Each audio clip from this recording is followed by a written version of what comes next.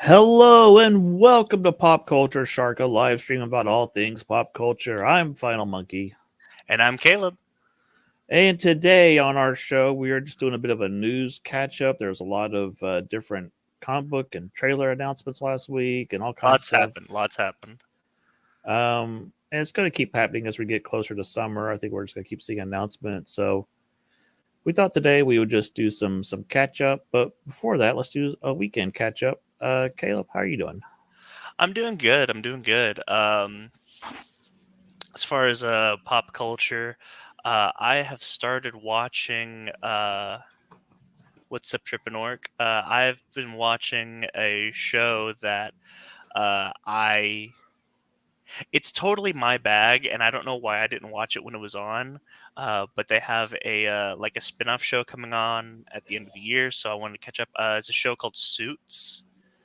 Um, for those of you who don't know, um, I have a degree in criminal justice, um, and I considered going to law school. I find the law very interesting, and so and barring from that, that's just my interests.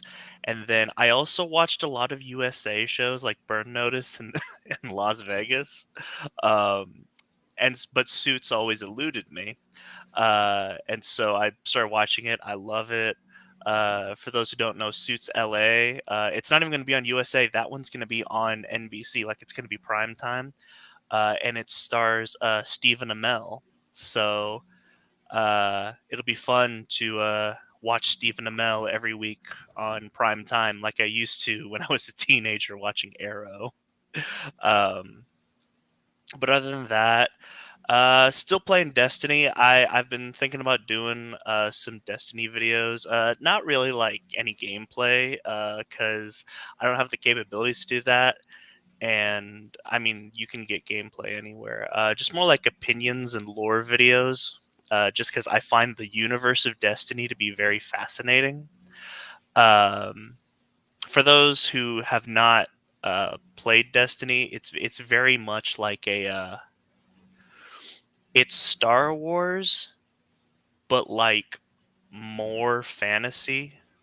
Um, and even then, it's like post Return of the Jedi, like old expanded universe. So like think from like the Thrawn trilogy up into the Yuuzhan Vong stuff. Like that's kind of what Destiny is, but it's the gameplay of Borderlands and Halo. So that is my pitch for anyone who wants to play Destiny. But yeah, it's like a game that I've always played it off and on past 10 years, and with the lead up to the final shape, which is like the culmination of the 10 years, me and my friends were just like really getting into it, really getting ready for the finale of this 10-year story arc. Uh, Other than that, yeah, it's been a really weird week. Like I've been watching Suits, which is like just like a really Sigma male show, and then I've been playing like the nerdiest game ever. So that's me though.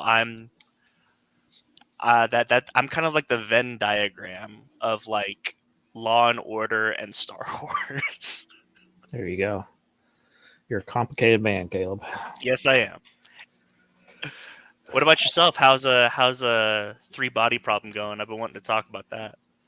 I just finished book two, and the book did something bad. It gave me a nice stopping point. So now I'm like, oh no, do I start book three or not? So I picked up book three. It's like 600 pages. And I'm like, oh, do I have time for this? And then I'm just looking at the front, and it's got like in the front it has the cast of characters. Then it has like a list of events. And so it starts from like modern day era that goes like 20 years, next era, blah blah blah. It goes all the way down to like the year 16 million, and I'm like, oh, I don't know if I could do this. This might be too much for right now. Uh, I'll probably start reading it this week, but it was just kind of like I don't All right, know. all right. I got the spoiler banner pulled up because I want to talk about the Dark Forest. I haven't read the book, but I've watched the show, and I know I know the Dark Forest theory, and I find it terrifying. So I'd like to talk about it. So you read the book. Mhm. Tell us what the Dark Forest is. I believe you're referring to the fact that if you're in space, shut up. Don't say anything. Don't send Yeah. out any signals to any other civilizations because they Yeah. will find you and they will kill you. Right. So shut up. Quit sending signals out into space, NASA. Nobody needs to know we're here. Because if you send Yeah. out the signal, they will come for you. And he tested out by sending out the coordinates to a nearby galaxy, and then they check, 100 years later, that galaxy's been destroyed. Mhm. And yeah, And it has nothing to do with it has nothing to do with like other civilizations being like benevolent or aggressive, or at least more benevolent and aggressive than humanity is. um it's just that it's I was gonna say it's human nature, but they're not human, obviously. But it's sentient nature to be self-preserving, and so if you you have no know something, choice. right? If there's something else out there, odds are they're gonna come for you, so you got to attack first. That's the idea of the Dark Forest, and I find it terrifying. It's I can't think of what it is. It's the scenario where there's a pile of money, and if you both say you don't want it, then you get to split it. But if you both say you want it, nobody gets it. And then what is that scenario called? You know what I'm talking about? I know what it's called. I know what you're talking about. I don't know what it's called. Yeah, but it's just Um, like it's like a no-win situation because you're hoping that the other person's not benevolent. And it never ends well. No one ever makes the right choice. um, uh, you can keep talking about that or Shogun. You're picking my brain. I gotta find out what this theory is Okay, called. yeah, sure. Yeah, yeah. Shogun was last week, and about a month ago, I got spoiled on something on Shogun. It finally happened. Um, so we're flying right into the final episode this week. Very exciting. This show is so intense.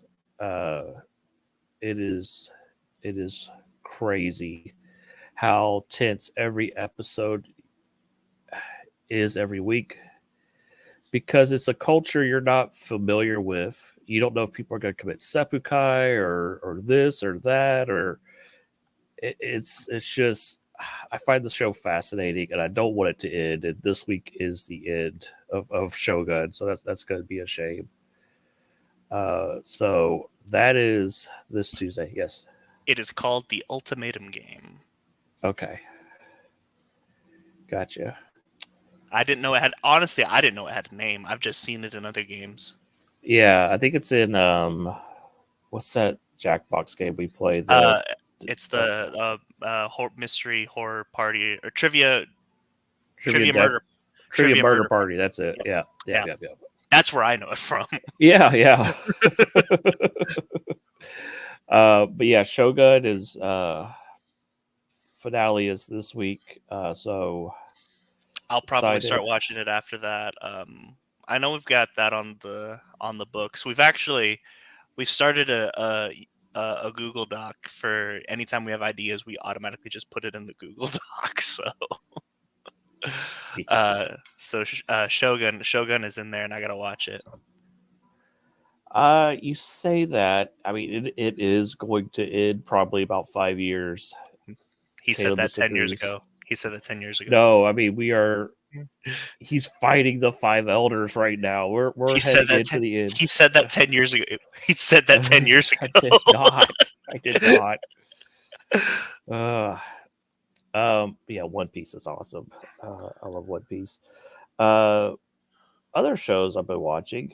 We'll talk about X-Men later in the show, but Fallout. I've watched the Okay. first two episodes of Fallout. I definitely did not get around to watching any of that this week. Yeah, I think it's really fun. It looks Uh, great, and I know who plays the Ghoul, Walton mhm. Goggins. one of my favorites, a Tarantino actor. He was in Justified, and he was great. So, and Do I you hear know who, he's like great. do you know who plays the main character? I don't know her name, but do you know who plays the main character, the girl? No. That is the voice of Jeeks from Arcade. Oh, really? That's cool. Yeah, yeah, yeah. So she's batting 100 with video game adaptations. Apparently, yeah, she's killed it. Okay, okay. Yeah, yeah. We're 2 episodes in, and I'm loving it, but I'm watching it with my wife and son, and so we have to find times in our schedule where we all line up and they are able to watch it. I So prefer it that way. Like, I this might be another. You know what? This is what the Google Doc is for. I'm going to put in the Google Doc. Um, I'm kind of done with releasing stuff all at the same time. yeah, I Um, agree. so it I was mean, just cool. just It look was at how excited we've been about X-Men because yeah, it's yeah. week to week, and it's just like, oh, I gotta see what happens next. Oh, you gotta wait. Well, even then, whenever things drop all at the same time, whenever I'm watching something with my parents, we have a rule of like 2 episodes a night, and I'm only over there once a week, so it's essentially 2 episodes a week. Uh, Midnight Mass, I think, was like 8 episodes, so that was 4 weeks. Um, Yeah, if something drops all at once, my rule is one a day. Don't watch more than one a day, and like if you're trying to get caught up, it if you watch like 4 episodes in a row, I don't remember what happened each episode. They all blend yeah, together, and you don't really process what you saw. I mean, and there's a like being a part of a community is also a thing, and it's really hard to be a part of a community whenever everything drops. There's no theorization. Hmm. Like uh one of my favorite things was being able to, whenever Mandalorian was coming out week to week, one of my favorite things was being able to talk about that, and I had theories, and those theories were wrong, but we didn't find out until several episodes later. And people, it causes engagement. Like I'm not talking about nobody talks about Stranger Things for longer than a week after it comes out because it Yeah, drops all at once. yeah, and I think it's a problem. And I think like the One Piece live action was hot for maybe 2 or 3 weeks, but then it died out. If that had been a weekly release, I just think it would stay in the zeitgeist longer I and have more also lasting think effect. I also think you get more people to watch it because at this point, and like I said, I'm putting this in the Google Doc. It's already become a part of the show, but I still want to I want to come up with examples and like actually come up with like an actual show format for this discussion. But I'll go ahead and say this: you'll get more people to watch a single episode than an entire show. So like, here's your premiere episode. Get people to watch it, and ideally, if your show is good, people will come back. Like you that's kind of the whole point. I think a lot of people just I thought it was good. I actually thought We Mando season we 3 we was have good. disagreements about season No, 3. well, no, hold on. I think people don't use the word good properly. Like good as in like it was good. Like it wasn't as good as season wasn't 1 or 2. wasn't great. Yeah, Right, it I wasn't great, but it was good. Like it was watchable. It was. I think Book of Boba Fett really screwed over Oh, it did. Mando It did. season 3, stole episodes from it, and stole Mm. good episodes from it. And by the time you got to the lame Lizzo episodes, there wasn't any great episodes to counterbalance it, and I'd largely checked out by then. Do you know what would have made the Lizzo episode better? And I If genuinely think if this. Lizzo fell into the Sarlacc pit and the Sarlacc pit choked to No, death on Lizzo, no. The same episode, okay? Just the same episode, except it's not Lizzo. It's Kyle Gass, and you have Jack Black and Kyle Gass playing a gay couple. Like it's the exact same episode, but it's Kyle Gass. It would oh have been man, amazing. and make them Uh, interspecies. Like he's like Kyle Gass is like one of them right. a Mog from Spaceballs. You know, yeah. So I'll go ahead and share my theory because I thought it was a fun theory. No, I thought the armorer was going to be the villain because um, her views were very dogmatic, and Din was going to have to choose between the dogmatic views of the armorer or the free views of Bo Katan, and so I thought that the armor was going to end up being the ultimate bad guy, but no, it was Gus clones from Breaking Bad. Did you see the articles that came out? And I haven't read them or watched them, so but it said that Kathleen Kennedy is not woke and all this stuff, and I'm like, there is so much gaslighting coming out of Disney right now. Them trying to rewrite history. It is ridiculous. Like, imagine it gets to the point where Kathleen Kennedy doesn't even fit in with the like. What if the woke crowd starts saying that she's not woke, and then she just doesn't fit in any crowd? That's what I'm waiting for. It's it'll be the J.K. Rowling effect, where first it was Oh yeah, like where she was changing the races and all this, and everybody's like, people are getting mad, and now other people are celebrating. Now that crowd has turned on her for her other views, and yeah. yeah, yeah. Well, and it still doesn't even make any sense because Hogwarts Legacy was one of the greatest selling games of all time. So 100% agree with you, Tripping Orc. They do not know what woke means. I gotta be honest, I don't either. If you are pushing an At this agenda point, it's above the quality or sure, sure. storytelling of the show, that is wokeness. Yes, yes. I guess I know what it means. I just like It gets overused. It's like the word. It's like racism. No one knows what it means anymore because everybody's just throwing it around constantly about I, everything. I I guess mean, I I just still don't. know what racism is, but people Yeah. don't because they say it so often. I guess I'm more of just like whenever I mean it, I don't know what it means. I just don't know where it comes from. I guess like what I don't know. I guess it's one of those slang words that just I don't know the origin It of. kind of popped up a few years ago as a badge of honor, or like they were trying to say we're smarter than you, we're woke to the situation. All the rest of you are sleeping on it, and Oh yeah, that makes sense. that was kind of how it started, and then it just got more. It just snowballed, and then the other side turned it to, oh yeah, you are woke. That's a bad thing because and it just So that's what Rage Against the Machine was talking about when they said wake up. Like if they came out with it today, it'd be called woke. yeah. Whoa. Oh Uh, man, oh man, I didn't put this on the news. I'm gonna have to. You know what? I'm gonna put that on the news right now. Well, I okay. don't have like a. I mean, is that your weekend check-in? Do you want to go ahead and get into the news?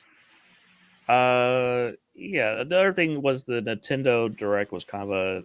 I was watching it while I was working. Like I had it on muted.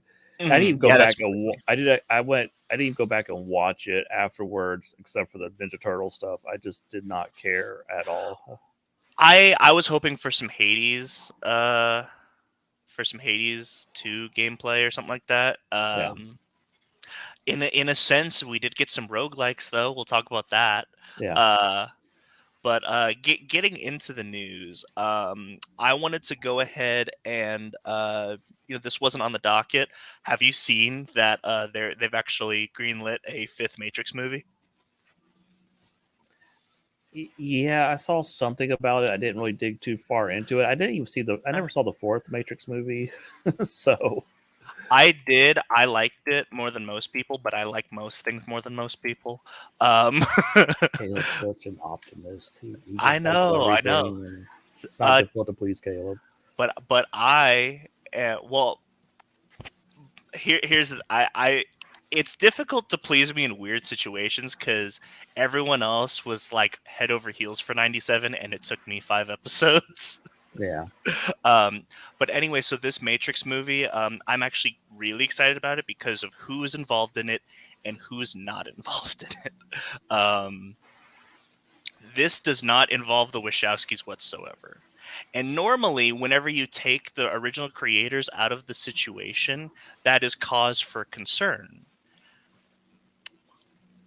But the Wachowskis, a lot of changes have happened since '99 for them. A lot of Uh, changes have happened to the Wachowskis themselves since the first movie. and so I'm actually on board with this universe going So, with some these. would say the Wachowski brothers don't even exist anymore. I mean, they definitely don't. They're definitely the Wachowskis. So, I mean, they were the Wachowskis, and now they're the Wachowski sisters. A lot, like I said, lots have happened. So, anyways, the person who is heading up, writing, directing, and producing this new Matrix movie is Drew Goddard, and I love Drew Goddard. Was he the Uh, one that was on Daredevil he TV was, he show? was, Okay. he was the showrunner for the first season of Daredevil. He wrote the original Cloverfield, and Matt Reeves directed the original Cloverfield. He wrote and directed Cabin in the Woods. He co-wrote uh, World War Z. He wrote the adaptation for The Martian, and he wrote and directed Bad Times at the El Royale, which is one of my favorite movies of the 2010s. And he had a very heavy hand in the TV show The Good Place. So this guy's got cred. Cabin in the Woods is one of my favorite movies. Yes, So yes. So if this guy is writing and directing the next Matrix movie, um, Tripping Orc, I definitely disagree with that. I love the original trilogy, and I also love Enter the Matrix and the Matrix Online. Um, it's a lot. No, no, no, no. When you get into the Matrix lore, it is insane. And I also love the Animatrix. I don't. Here's the thing. Here's the thing. I understand if people don't like the sequels, if people don't like the expanding universe, I get it. You gotta love the Animatrix. The Animatrix, Animatrix is great, but yeah, after that, I tend to agree with yeah, Tripping Orc. yeah. It gets very midi-chlorian very quickly in parts two and Sure, three, sure. where they're over explaining stuff. It kind of ruins the magic, ruins the lore, and I mean, there's fun moments in those movies, but yeah, I think the first one is darn near a masterpiece, and then it all just falls apart after that. I don't think it's near masterpiece. It is the greatest movie of the '90s, in my opinion. No, no.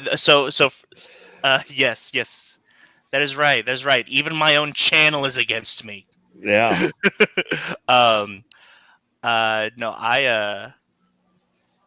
I think Matrix is probably in my top five just of all time. Um, but uh, no, you get someone like Drew Goddard to work on the Matrix. At this point, I'm just curious as to what you have to say because apparently Drew Goddard went to Warner Brothers with this idea. Like Warner Brothers wasn't shopping around for a Matrix sequel. Like he came to them with this idea. This is his vision. At least right now. Who knows what'll happen during production, but as of right now, this is Drew Goddard's vision. Um, and I am super excited for it. You could have explored the world a bit more, but I did. Okay, yeah. So tripping over this is actually why I love the video games. Enter the Matrix and the Matrix Online, which you can't really play the Matrix Online anymore, but you kind of can, and even then, it's still an interesting world to explore. Um, you those are those are where like the expanded material really gets into the nitty gritty. In fact, in Matrix Resurrections, and this is the thing that really weirded people out. In Matrix Resurrections, which was the fourth movie, uh, Morpheus is revived, and people didn't know that Morpheus died because Morpheus died in the final expansion of the Matrix Online, and so that's where that comes from. Uh, so yeah, I mean, like the Matrix is definitely more than just a phenomenal movie, a phenomenal anthology, and three subpar sequels. um, I think that if you're telling a story and the main I don't know the word vehicle for your thing is movies, all the main plot points should be in those movies. They should be able to stand alone without you having to read the books or play the video game or this or that. I think that major events should not mhm, happen off screen, mhm, i.e., the rise of Palpatine when Palpatine came back in a game of Fortnite. That should not. That should. I still can't believe that happened. That's so stupid. yeah, Anyhow, and they're actually in the midst of fixing that now, which is really funny. uh, um, no, here's the thing. I definitely agree with you. With Star Wars, I mean, I think Star Wars is a little different because I think it started off as three movies, but then it eventually expanded a universe. But there are two universes that it really annoys me.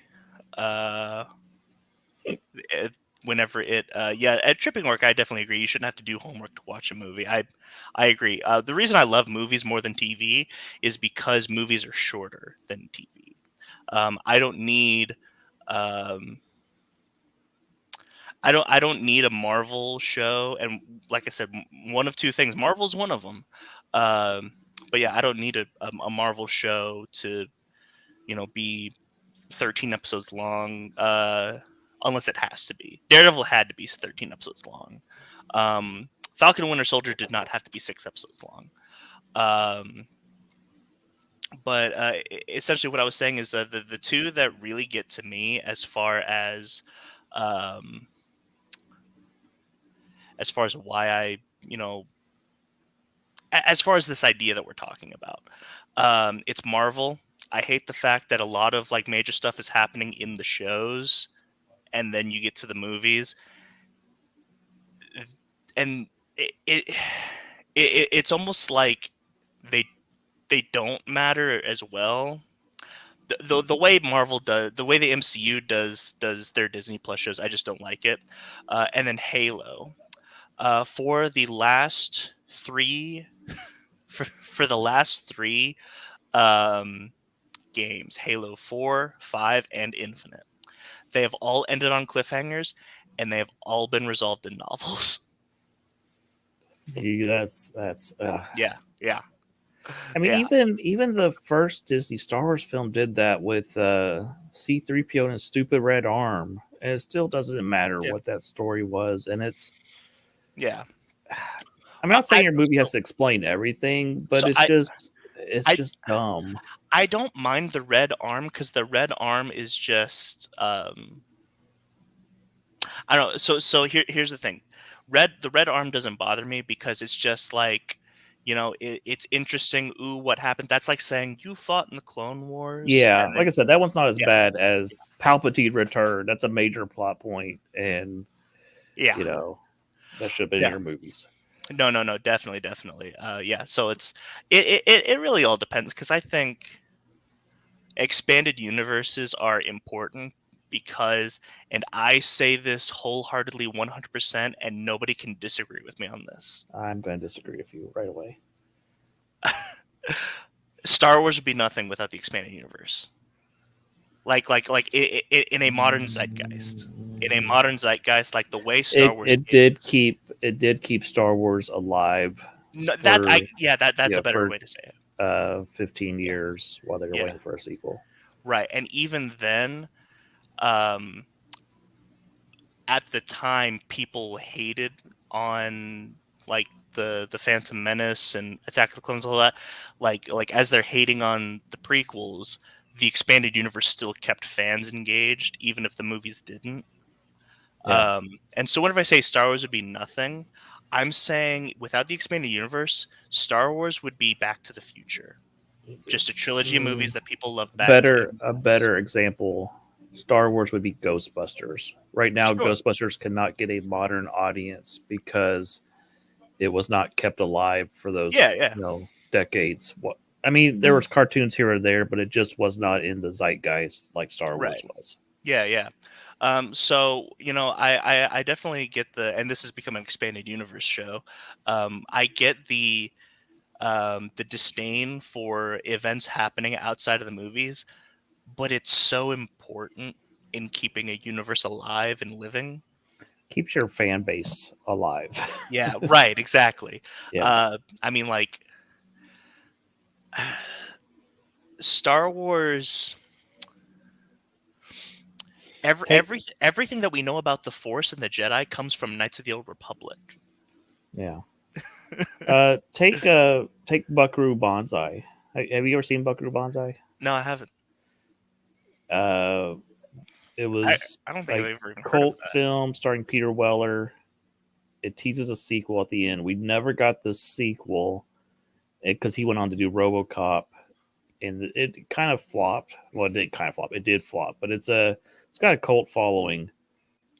Finally, the sequel has came out in novel form like last year, and nobody cares because it was like 30 years later, and Yeah, there was nothing for 30 years. So there are people who love that film, but there was not a fan base that was taken care of for those 30 years. So yeah. That's the thing. Like, if you want to be like a franchise, and at this point, I argue, and I will constantly argue this: Star Wars is not a film franchise; it is a multimedia franchise. To the point where, um, like, I, I, Shadows of the Empire for me is where it became a multimedia franchise because there was a book, there was a game, there was a comic book, there was a soundtrack that all came out for this one story. Um, and that's kind of where the multimedia franchise started. If you want to like foster a multimedia franchise, not only do you have to like have your movies come out, let's say we have a Star Wars trilogy every 20 years that come out every 3 years, like as movies. Uh, you need to release books every 3 months. You need to have a cartoon that is on the yeah, air. comic books. Um, Comic Uh, books every week. Like you gotta like and if your universe is big enough, you will have so many people who want to um, put their mark on it. Whether that mark is good, always up for interpretation. Um, but people want to put their mark on Star Wars, whether we agree with that mark or not. Subjective. so let me flip this. Not every movie needs to be a franchise. Princess Bride does Correct. not need to be a franchise. I agree 100%. You know, Um, so and you know where we disagree on one thing? with Ghost Ghostbusters, Ghostbusters. I've only seen the first Ghostbusters movie, and I'm content with that. if you would watch the animated series, you would realize that this should have been a franchise because they did so many I'm fun sure. stories, so many memorable villains. There are so many cool villains in the cartoon. If they brought Sam Hain back, he's like the spirit of Halloween. If Mhm, they brought him back, and he has like a just evil pumpkin head ghost. I mean, he should have been in these sequel movies mhm, or the Boogeyman or Sandman. There's all these cool characters. I remember one episode they basically did Underworld on the Ghostbusters animated series back in the 80s where they went to a town where the werewolves and vampires were at war, and at the end the werewolves were biting the vampires were biting the werewolves, and they were turning into werewolf vampires. And I thought that was so cool. Like, that's kind of. And then Scott Speedman shows up, and then he's on a boat. I just it's just those ideas. A lot of my love for spooky things came from that Mhm, animated Ghostbusters series, and different creatures and cryptology and cryptozoology, I should say, came from that franchise. And so I think there's a generation of people my age that grew up watching the Ghostbusters animated series and watching those movies that are kind of your hardcore Ghostbuster mhm, fans. But then what that animated series probably died out around 89, and then there was nothing until the female Ghostbusters movie. mhm. That's like almost 20 years with no new media.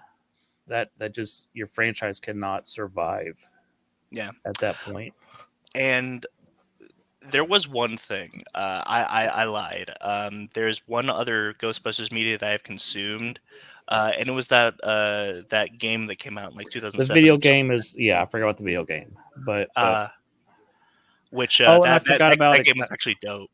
I forgot about Extreme Ghostbusters, but that just had Egon. The rest of the cast was not in it, and him Hmm. training a new like generation of Ghostbusters. So, and even me as a Ghostbusters fan, I only saw a couple episodes and didn't bother with that. So it's just one of those things. It'd be like trying to do like a new Men in Black movie. Nobody would care. you know. So I still want the. Oh, of course they did, absolutely, Yeah, and it's not for the lack of trying. It's just the fact that it was Bill Murray. Bill Murray didn't want to do it. So, And uh, then by the time Harold Ramis died, he was like, "Oh crap! I should have let them do Ghostbusters 3, and it was too late." yep. Uh, but yeah, I get what you mean as far as like if you don't if you don't consume the expanded universe, then you'll never know. Like I have trouble explaining to people that I mean if you've never seen I did see that Men in Black movie. So first of all, Men in Black 3 is actually my favorite Men in Black movie. I Um, agree with you, Caleb. okay, cool. I think I, I think I Boris think the the animal first is amazing. I think the first two Men in Black movies are not that good. I like the first one. First The one's second okay. the second one, no, and then the third one actually, it makes you tear up at the end, and it's amazing. And then Men in Black International, I saw it. I don't remember it at all. And then I remembered that whenever they were coming out with those Jump Street movies with Tatum and Jonah Hill, they wanted to do a Men in Black 21 Jump Street crossover, and I'm like, I kind of want to know what you're on with that. Yeah, What are you smoking, and can I have some? that would be like a 21 Jump Street Ghostbusters crossover or something. Right. It's like, It's a okay, it's One Tree Hill and One Tree Hill and Back to the Future. yeah, um, but yeah, like if you didn't watch Clone Wars, if you didn't watch or if you didn't play um, uh, Battlefront 2 or the Jedi Knight series, if you didn't read the Thrawn trilogy, um, yeah, I don't expect you to get the expanded yeah. universe. I think people like Men in Black One. I mean, Men in Black One's okay. I think it's because of Will Smith. People liked the first one and the song. Yeah, Because of the song, people liked here Men come in the Black. man in black. Oh man, we're gonna get copyrighted. Yeah, way to go, Caleb. Um, so um, but anyway, so now that we're 40 minutes in, that wasn't even on the docket. Matrix wasn't even a part of it, and then we got on this whole expanded universe. Very interesting conversation. Um, let's get to actual stories now. I am really excited for this. I'm excited for one of these, and I'm not excited for another one. So we've got two announcements as far as Marvel stories coming out. Aliens versus Avengers, and Annihilation 2099. So if you just told me Yeah, there's a Aliens versus Avengers, I would not care. However, I too am very excited for this because our boy Jonathan Hickman is writing yeah, this. yeah. And you can tell that it's Jonathan Hickman because the logo is phenomenal. And for those who don't know, Jonathan Hickman is not only a phenomenal writer, but he is actually a graphic design artist. That's why his logos are so um, iconic. And just flipping the Wayland Yutani logo is brilliant. Yeah, I love it. yeah. This Do is we going know? to be a four-part epic. It says set in a new timeline many years in the future. features an older, grittier versions of Marvel characters. So this is the future. It will also be the first time readers will see certain parts of alien lore in the Marvel universe, like the home of the engineers. In this unmissable series, xenomorphs reach Earth, and the perfect organism meets a planet of superheroes. But who will be the first to fall? And here's another expanded universe that I love is the Alien expanded universe. So getting to see some of that lore, bringing back the engineers from Prometheus, and I loved Prometheus at one time before Covenant desecrated it. Um, so I'm super excited about this. Do we know who's drawing this? Yeah, it's hold on, let me pull it back up. It is Esad Ribic. I'm not familiar. Oh, he did one of the big stories recently. Hold on. He did a lot of the Avengers books that Hickman did. Oh, okay. I thought he did a major crossover. I'm trying to find it. He's done a lot of Thor and Eternals stuff, and again, I think there was. If I keep loading the Marvel page, eventually the story I'm thinking of is going to pop up, and I'll be like, "Oh yeah, he did." I'm just gonna look at his wiki to see what his Yeah, Wiki would probably be a lot faster than what I'm doing right now. let's see. Esad Ribic. He did Secret Wars. Yeah, that thing. Of course. How yeah, he did 2015 Secret Wars. That makes sense. Okay, that's dope. Yeah. Uh, Um. Also keep in mind, there's an S right there. This is Aliens versus Avengers. Oh, so more than one. Yep. Yeah. Well, I mean, like, so here's the thing: plural means something, obviously, but I also think that, like, if you put an S in your Aliens movie, or if you take away the S and it's an Alien movie, I think that tells your audience whether or not this will be an action movie or a horror movie. That's how I've always taken it. Um, and so the fact that there's an S here tells me that this is definitely going to be more. I like that it's set Yeah, in the future, which means this could happen. that Avengers could die. Then that's good. Hmm. Yeah, Yeah, yeah, because if there was dude. no stakes, then yeah, I'm calling it right now. Okay, Bruce Banner uh, is gonna get impregnated by a face hugger, and he's gonna turn into the Hulk, and they're gonna have to deal with a gamma irradiated Hulk alien. I'm yeah. calling it right now. Um, I'm gonna call it that we're gonna get a power loader Iron Man suit. Oh yes, Uh, yes, definitely, yeah, yeah, definitely yeah, made out of vibranium. yeah. They did a. I don't know if it's still going on. There's a Predator versus Wolverine series going on. I haven't heard much Yeah, about it, but yeah, yeah. I did I hear know about it's that. out there. The same thing's going to happen to Wolverine. It's going to burst out of the chest of Wolverine, but it's going to be hard to burst out of the chest because he's made of adamantium. But eventually, the alien's going to get out of there, and it's going to have Wolverine claws. Do you think that we're gonna get an appearance by the Brood? No, You don't well, think no. so? Okay, okay, because it's Hickman, possibly. Because that is X Yeah, Men's. Brood have yeah, always been called a Aliens ripoff, and they are and I think you actually might get just a scene of like a ship full of Brood getting attacked by aliens and the Brood getting wiped out or something. I could see a little joke of it like that. actually. Let me take a look. Brood are 82. Okay, so I think Alien did come out Yeah, because first. Alien was 79. 70s, right? 79, yeah. Yeah. Um, but yeah, we're both super excited about this. Who's doing Annihilation 29? I'm not excited for this because this just seems like So, modern Marvel, and I don't care. so Annihilation is one of our favorite Marvel stories of all time. It is my favorite. Uh, Cosmic. it's my favorite crossover. Okay. Um, Yeah, it's a tie Annihilation's between incredible. this and AVX. I love Annihilation. And then I grew up reading 2099 comics. So those are some of my favorites. Can you pull up the link that I Yeah, I have it right put in the here. chat? So go ahead and put that on screen, and then we can just read the blurb because it's got the pictures and the synopsis or synopsis. Okay. Are you familiar? I went ahead and read who was writing. Are you familiar with Steve Orlando?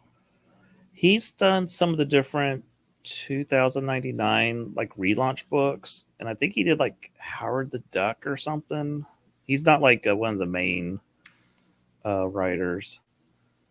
Um, oh, before we get into this, um, in the original 2099 comics, there were no aliens. There was some type of barrier around the Earth preventing aliens from reaching Earth. So already the story kind of bugs me. They're doing aliens and cosmic species in 2099, but I'm sure there's going to be. I mean, I'm not sure if they're good at writing. There's going to be a reason, but I'm sure they'll just ignore that. They most of the time these 2099 relaunches they ignore stuff that happened in the old books because they're like, yeah. oh, 12 people read those, including yours truly. So, What was your favorite? I was like Ghost Rider 2099. Miguel Spider-Man Okay. 2099 was my favorite. Okay. I think X-Men was interesting. It was very un-X-Men. Doom was great. Doom was really good when Warren Ellis Oh was yeah. writing it back in the day. Oh So yeah. Definitely. Definitely. Um, I already told you, like, the only way that I'm on board with this is if Annihilation 2099 is a cosmic Ghost Rider story. um, because I mean, no one else talks about it. I love Ghost Rider 2099. yeah, he was fun. I didn't have a lot of those issues. They were hard to find when it was coming Yeah, out. So I've got like the first one and a couple other ones. But yeah, he was interesting. So this is let's Steve see. Orlando, Nick Bradshaw, who drew some of Wolverine the X Men that we read. I don't know. I've heard Did of you Dale Eaglesham. uh did you know? I didn't know that. It makes sense that Miguel had a series last year because of the Spider Verse movie. I guess I just didn't know. It might have been one of those Peter David miniseries that they do every now and then. I'm not sure either.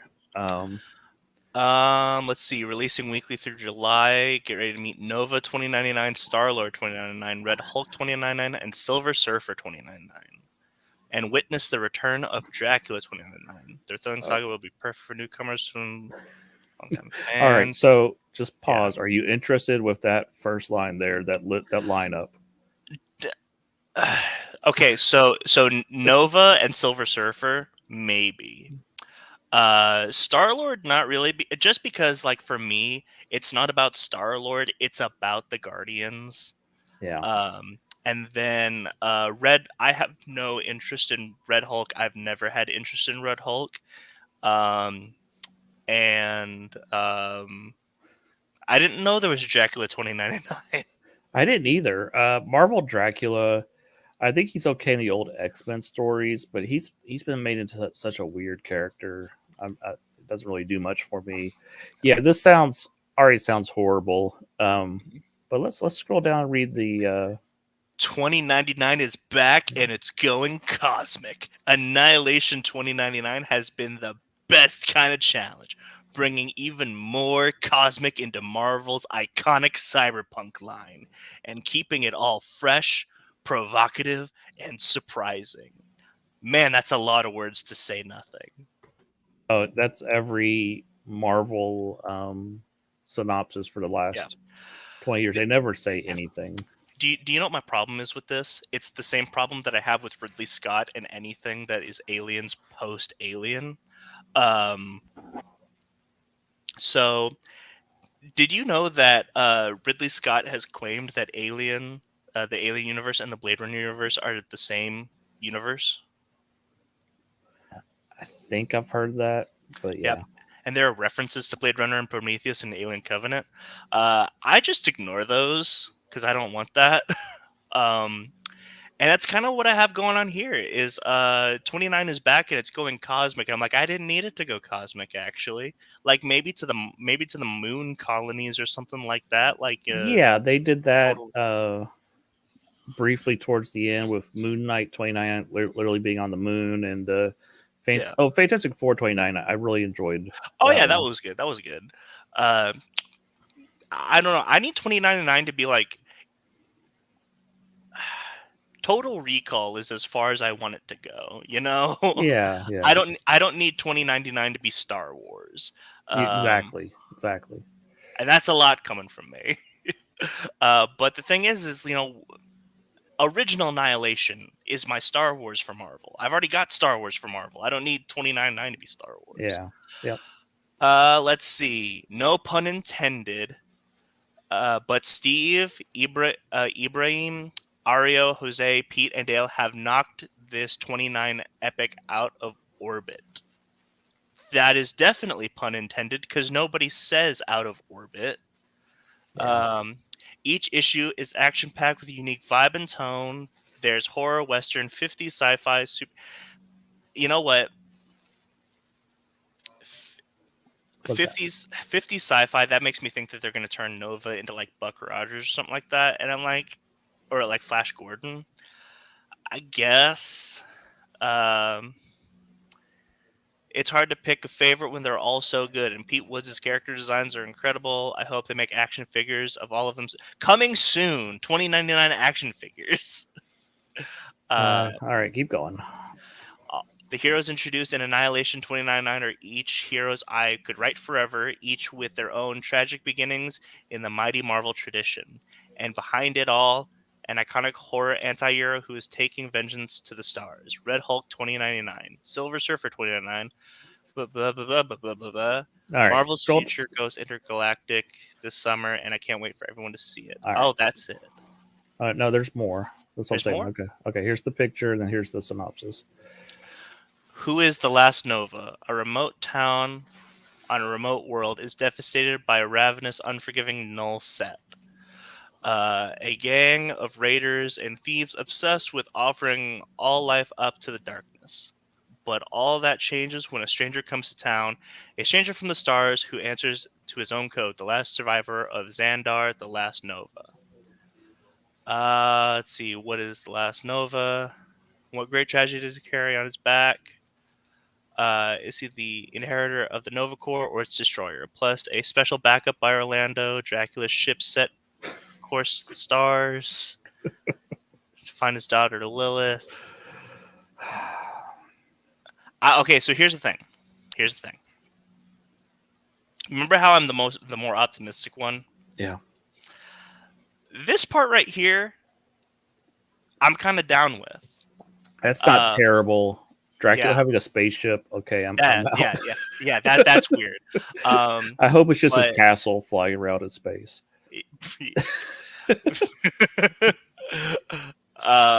but yeah. So like, you've got Nova, who is the last Nova, kind of like the man with no name, coming into a town to defeat uh, null worshippers. That's fun. I'm kind of down with that. Yeah. That's weird. I would have never thought to combine Nova with Null and All Black the Necro Sword, but that's cool.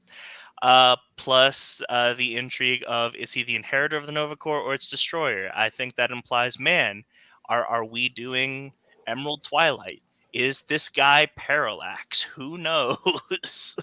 He would um, almost have to be the destroyer because we've already done the other story of Rich Rider being the last yeah. Nova.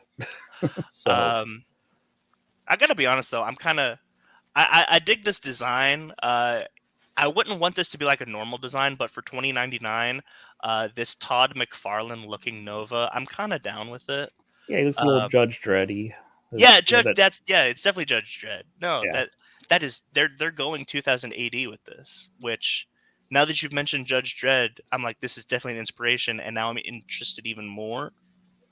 Um, but this has nothing to do with me being a 2099 fan. This has to do with me being a Nova fan. Yeah. So let's see, what do we got here? Who's next? Star Lord? Yes, Star Lord. Wait, so I was thinking the Which girl Star Lord. Now I think it's the glowy guy is Star Lord. which one's is this Thor? Like, okay, here Maybe we that go. is a Here we go. new Thor. I don't know.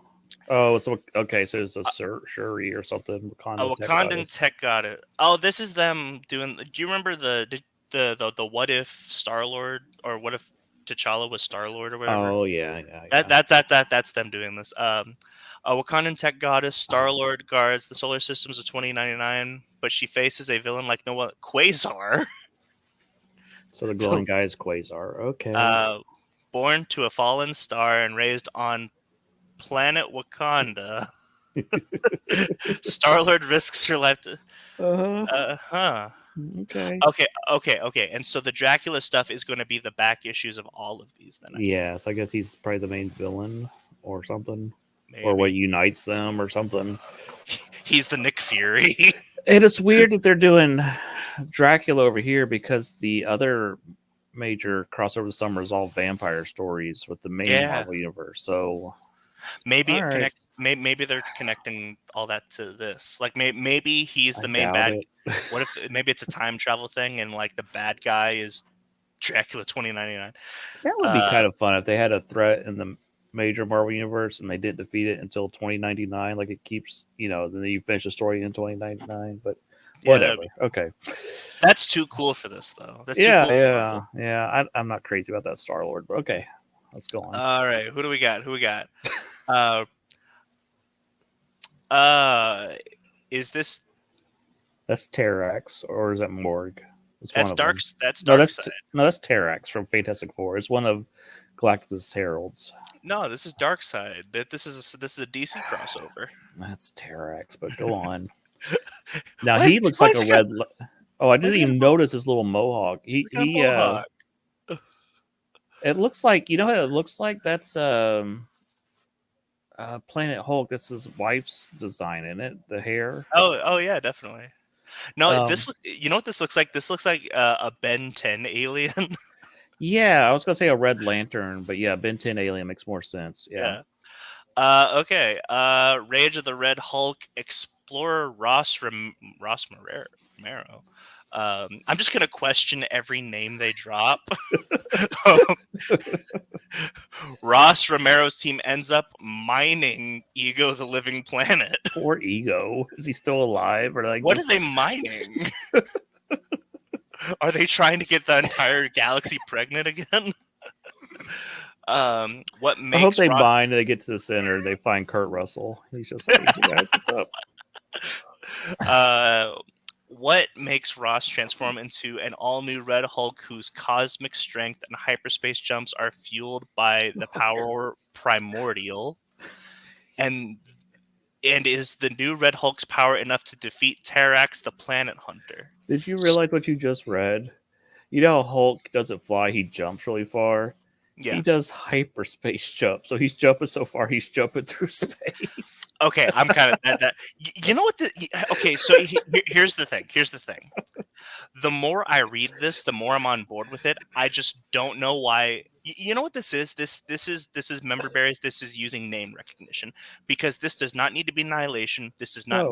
need to be 2099. This could be its own thing, and I'm Yeah. on board with it. Like hyperspace jumps is funny. I love that. That's comic booky. But okay. Here's the thing: the more I read this, the more I'm on board with it. Now, at this point, I'm just questioning why they use this title. That's all. Dude, And I'm it's the reason they just recycle all the names at this point yeah, at Marvel. They can't come up with new ones for whatever reason. yeah. All right. Oh my god, I am on board with whatever this is. Silver Yes, Surfer. Silver Surfer versus Mephisto. I am on board with this so hard. Okay. A Faustian pact to shake the stars. His life cut short. Mephisto offers Jonah Marlowe a deal. More time among the living in return for his soul. Now he collects souls for his master as the Silver Surfer of 2099. See, this could have been Ghost Rider or Cosmic Ghost Rider 2099. No, but this whatever. is cool because that is okay. Mephisto's a classic Silver Surfer villain, and this is cool because he's just doing the story of Galactus being, Silver Surfer's his herald to find, and so now he's Mephisto's herald. That's cool. That's cool. But he can do the devil's bidding no longer. It's Mephisto versus the Silver Surfer with a galaxy of souls on the line. You know what? I'm glad they put these things out because now, like, this looks this line barring the name, this line looks amazing. That design, now that I'm looking at, is pretty sick. How his chest is hollow. You can see the Oh cosmic yeah. energy flowing through his body. That's pretty cool. Oh man, this is so sick actually. Okay, okay, And there's Dracula. okay, okay. Okay, S- wait, hold on. Those are phalanx. Those are the Oh, from Conquest, I think, and that's a scroll. That's okay. All right. Maybe that's a Shi'ar at the bottom left. yeah. Okay, okay. So what this is a follow up. Okay, so I'm not I haven't read the synopsis for Dracula yet, but assuming okay, so this is a follow up to last year's Miguel 2099, and each one of these has let's say that each one of these has like a Dracula backup, Yeah, and it all culminates in this first contact with the Impaler after a derelict spacecraft crashes on an alien world. The wreck reveals a deadly discovery: Dracula. But this is a planet terrified of daylight, which Dracula couldn't love more. Oh, so this is Chronicles of Riddick.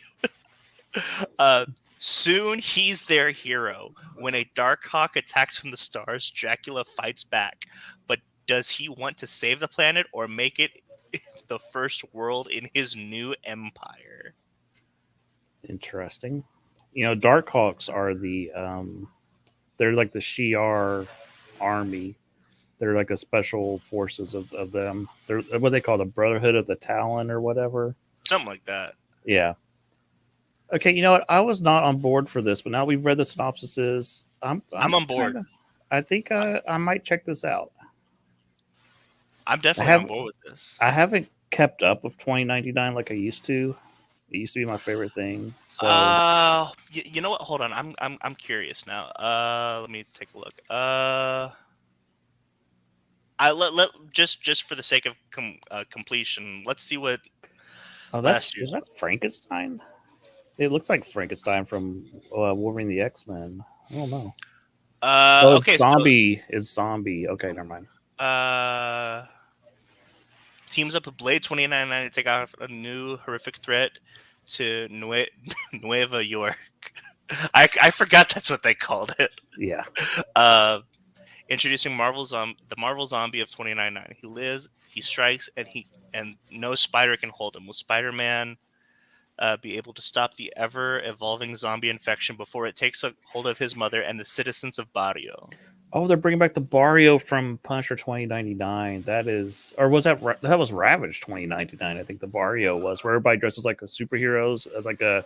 It's almost like Day of the Dead celebrations where they all dress like superheroes.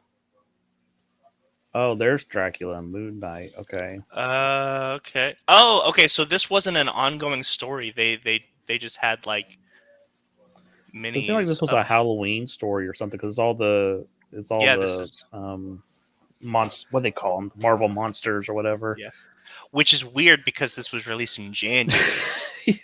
Well, they always predate or post date them. It may have actually came out in October. Who knows? Yeah. So oh Terror Inc. Yeah. oh yeah. Hey. You know, I gotta be. So when does we'll have to check to see when 2099. Oh wait, man, what? What? Okay, so this is going on the Google Doc.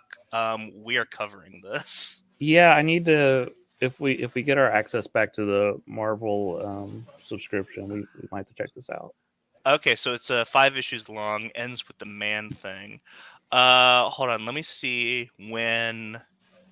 Did they say July is whenever 2099 comes out? Yeah. July. Let's see when this issue comes out. 7/3. So if we can read 5 issues by 7/3, I am down.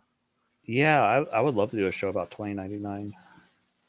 Oh yeah, yeah. I mean, honestly, like we could probably do more 2099. I'm I down. I'm an old school 2099 fan. I remember when I saw the preview for it in Wizard magazine and going, "Oh, I gotta check this out," and then buying the first issue when it came out of All right, Spider-Man let's. 2099. So what did I say? I wanted to do one on 2099 and then one on. It wasn't expanding universes. Oh, it was That was the, binge watching. That's yeah, right. binge watching. So let's All right, see. we have wasted an hour. Let's get on to the next topic. Not wasted. We have not Oh no, wasted. I enjoyed that. That was Yeah, great. we have I think not we should wasted an read hour. more comic book synopsis on here of stuff coming out. I think that was fun. Yeah. So this is unfortunate, at least for me. I don't know how you feel about this, but there are rumors going around that the Mandalorian and Grogu will be the swan song for Jon Favreau in the Star Wars universe.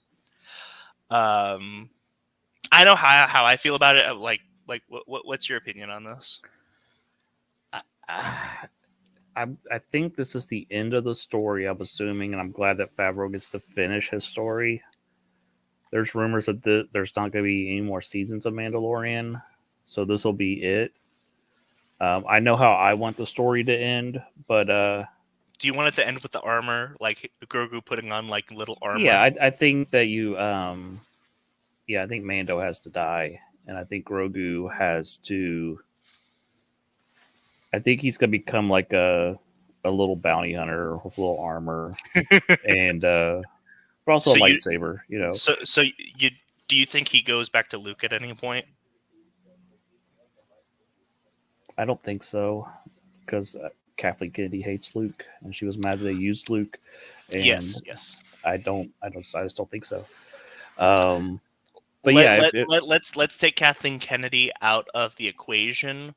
Do you think it makes sense for him to go back to Luke, or do you think it makes I don't think so because I think they kind of that was a bullet in their gun. They've already used that bullet. I don't think you can yeah, use it again. yeah. Well, and So I'm also like, barring the fact that like you don't want to use that bullet again. I think Grogu's made his decision. yeah, and I'm not sure how Lone Wolf and Cub ends, but I assume it ends with Cub, becoming the new Lone Wolf, and this is largely based on that. So I would Yeah, assume this is going to be very similar, um, with it, Grogu th- finding his own path as a Mandalorian. this almost makes me wish that they gave Yoda's species a name, so that way it could be the Mandalorian and the whatever they're called. I, I Um, wish they just called it the Mandalorian because Grogu is the Mandalorian. He will be a Mandalorian by the end of the yeah, story, and then it could refer to either one of them. So I think that's an unfortunate title, but I understand yeah, why it's there because they're trying to.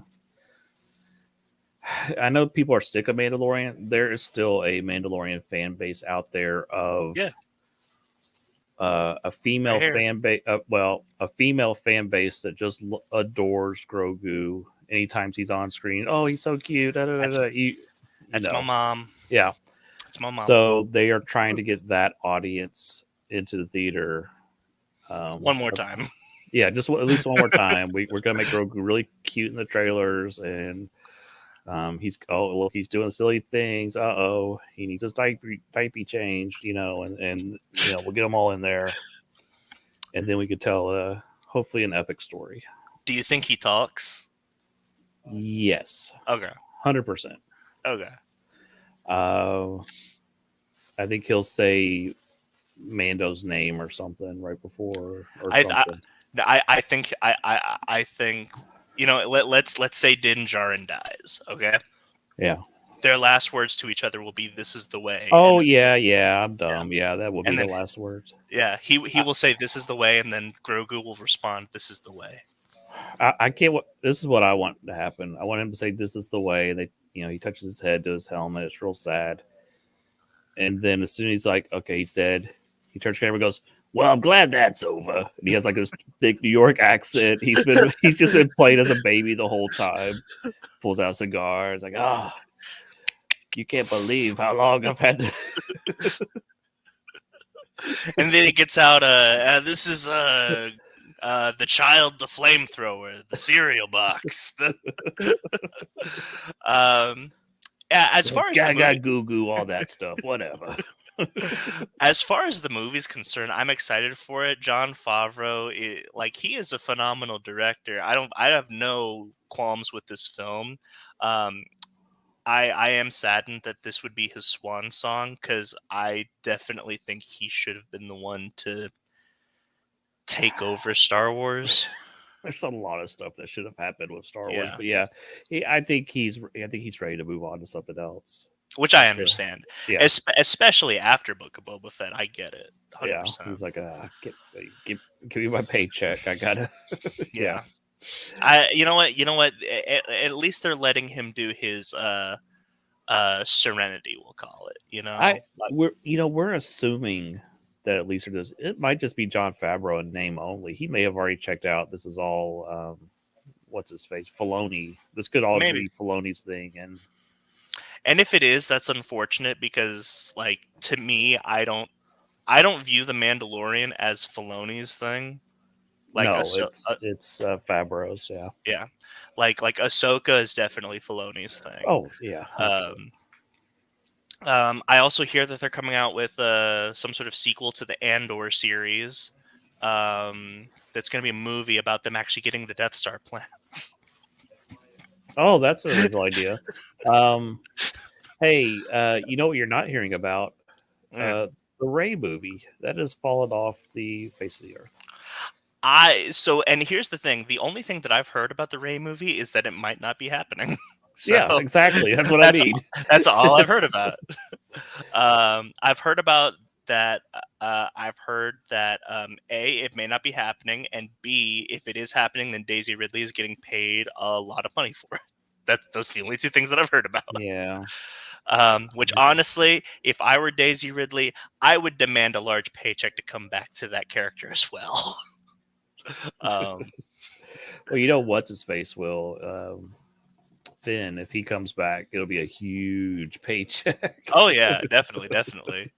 Um, I always thought that, like, he could have been a dope Kang replacement, but he wouldn't do it. He wouldn't work for Disney again. No. All right, what do we got next? Oh, here we go. Yeah. So I was not aware that this was the game that uh, that this was the game that Apple had on their Apple Arcade for the longest time, and now they're kind of reworking it for consoles. Oh, so this isn't a new game?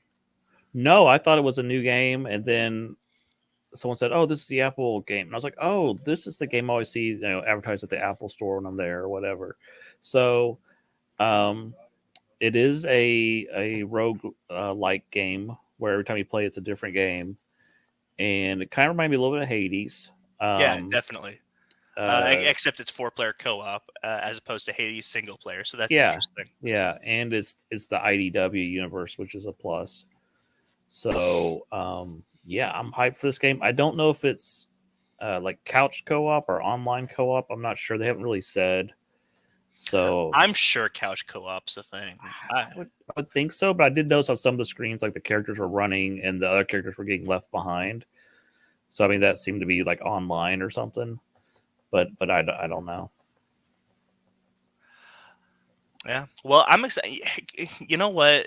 This is the multi-topic extravaganza. We can go ahead and bring this up. Um, the Apple Arcade.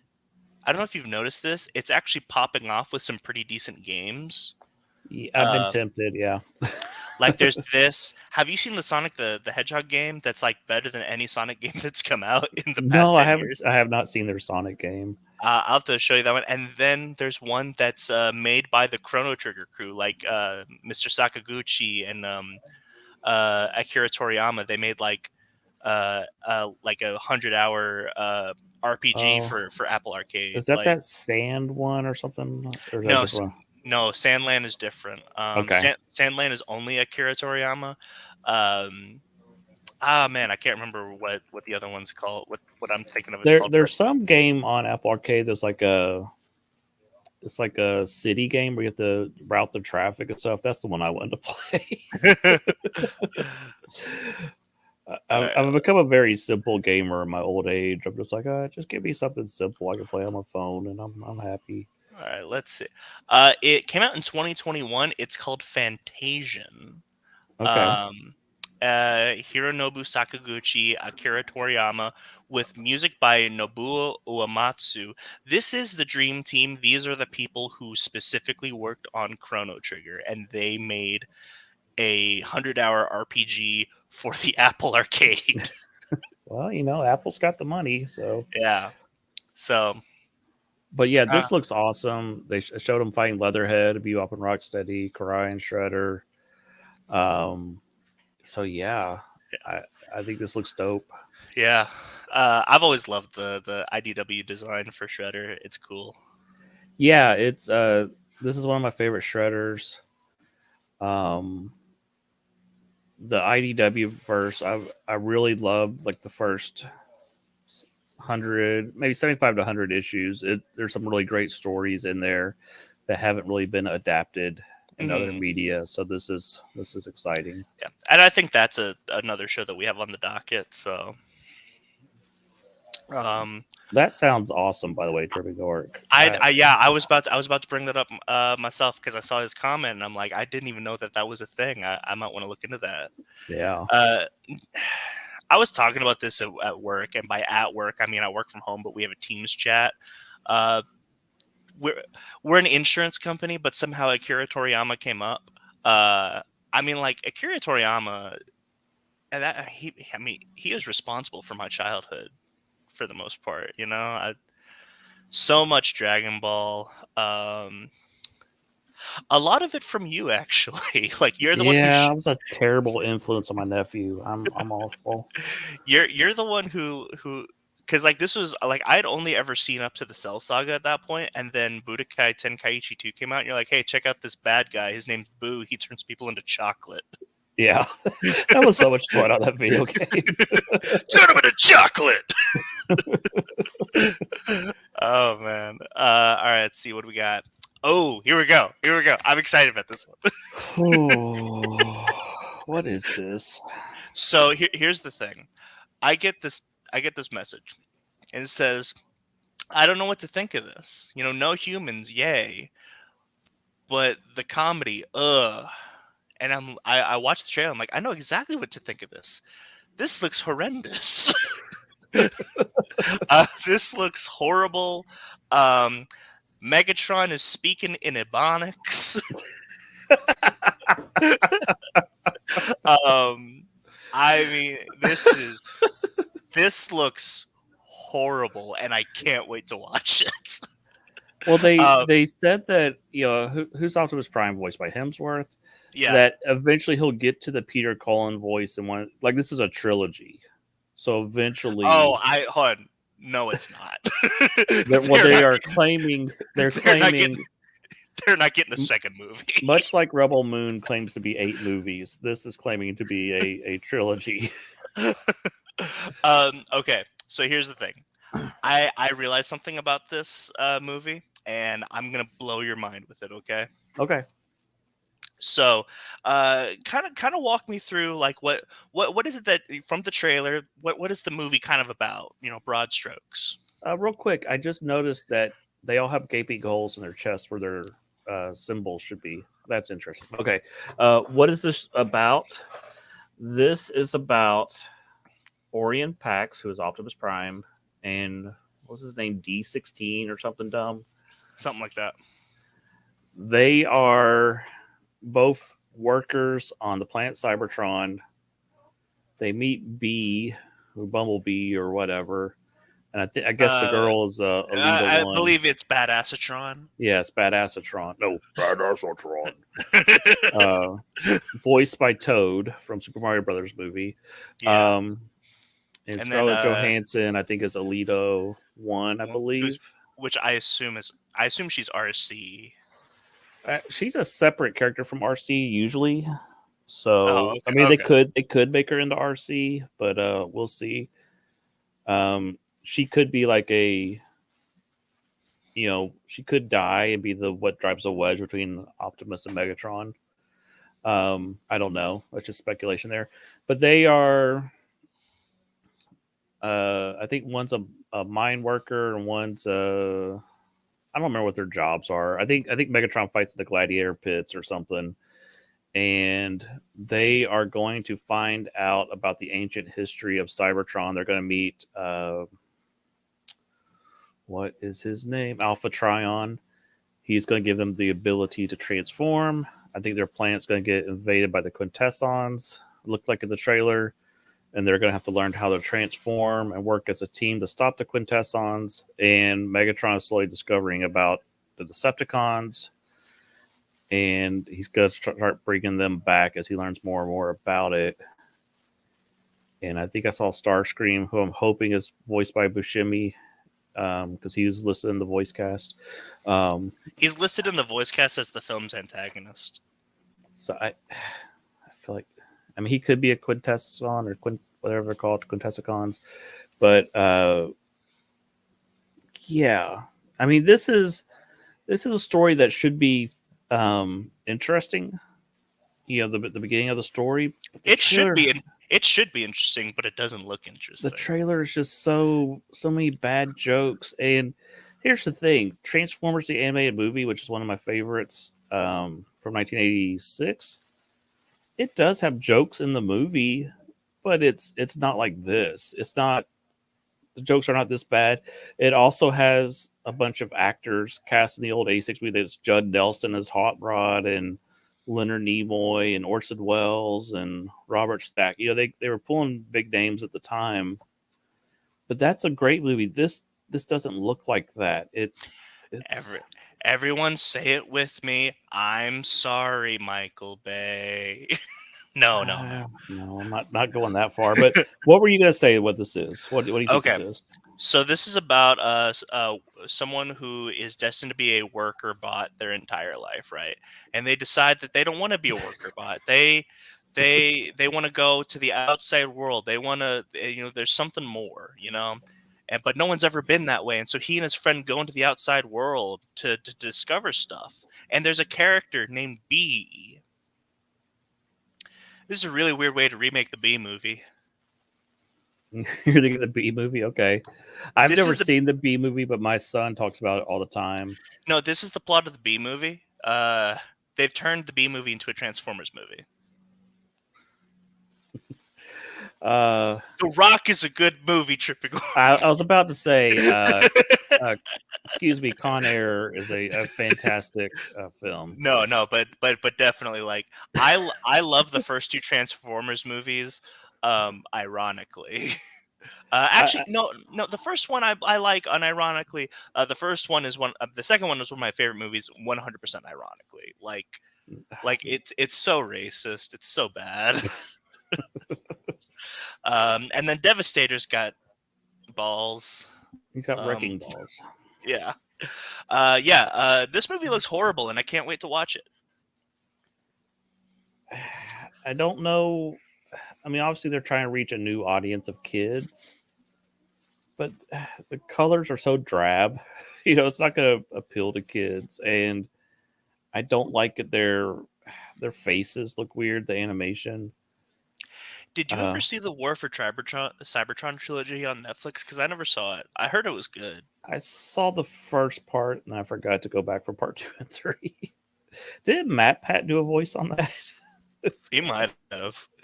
I think so. It's weird that he never did any Transformer theories on the channel, but uh, yeah, I don't know. I don't like Megatron's voice, like you were saying. I was just like, what? What is And this? I love Brian Tyree Henry, but it's a weird. It's like, so it really gives off like so in Halo 3, the Arbiter is played by Keith David, and he's Mhm. very, Keith David, very poetic in how he speaks, Oh, and Keith David's amazing. yeah. But there is one voice line that's really funny, where if you every so often, if you like team shoot him, he'll say, "You shot me, fool!" Yeah, Like, it's just out of nowhere. This is not in the Arbiter's character whatsoever. right. Um, that's just what Megatron gives off, is like Brian Tyree Henry probably could play Megatron. Yeah, Um, I don't mind Megatron and Optimus being friends starting out. 'Cause, I mean, he calls him my brother sometimes and stuff. in the I mean, movies. this is definitely X-Men First Class. Like, Yeah, it just I don't know. Here's the other thing. Transformers, the animated series that Cartoon Network made, is really goofy. I love that show. It has a oh lot of yeah, goofy humor. yeah, So I mean, this may work at the end of the day, but this trailer did not do any. And it having pop music in it, yeah. yeah, You know what? Cameron and I were like, this looks like one of the old Destiny trailers, and those Destiny trailers were supposed to be like goofy yeah, because it contrasts with the actual game you're playing. But this is just representative of the movie. yeah, um, uh, or at least make your own new pop songs like the animated movie did in the '80s. yeah. You know. Uh, oh my God, bring back Stan Bush would totally come back. Oh yeah, yeah, I mean, it wouldn't be the first time. Do you remember the War for Cybertron game that came out back in like '07? yeah. Stan Bush actually came back to do a song, and it's really dope. I'll have to So check that out. I'll send it to you. But yeah, it wouldn't be the first time Stan Bush came back to Transformers. So By the uh, way, if you've never heard it, the Transformers animated movie soundtrack is one of the best soundtracks ever made. yeah, it is. Even the instrumentals, everything. Oh no! You know what's gonna happen? They're gonna oh no! They're gonna get Fallout.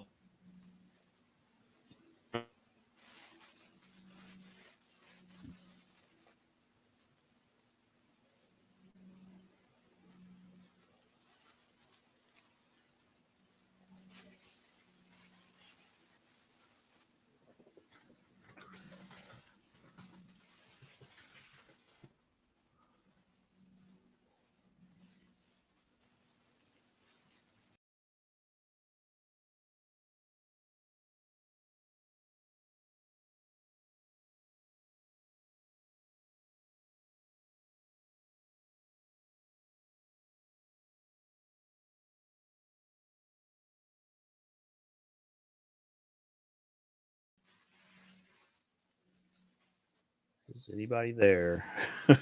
The whole stream just died for me. I don't even know if you can hear me right now. As soon as Caleb said Fallout Boy, the whole stream just crashed.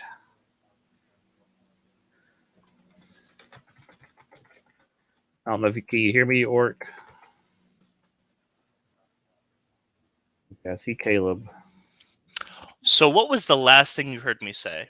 You started to say Fallout Boy, and the whole stream exploded as soon as you started to say Fallout Boy. That they do that sometimes. I said, oh no, they're gonna get Fallout Boy. Um, they're gonna get Fallout Boy uh, to cover the touch by Stan Bush for the. Oh. Or, uh, and I'll say this, but I love this band. Or Imagine Dragons. It'll be Imagine Dragons, and they'll do some something like weird that. version of the touch. Yeah. Yeah.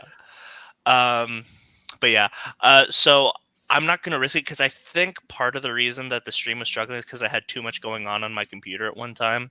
Okay. So I'm not gonna risk any of the other pictures or anything like that for right now. I believe we had two more things, uh, which was Keanu as Shadow.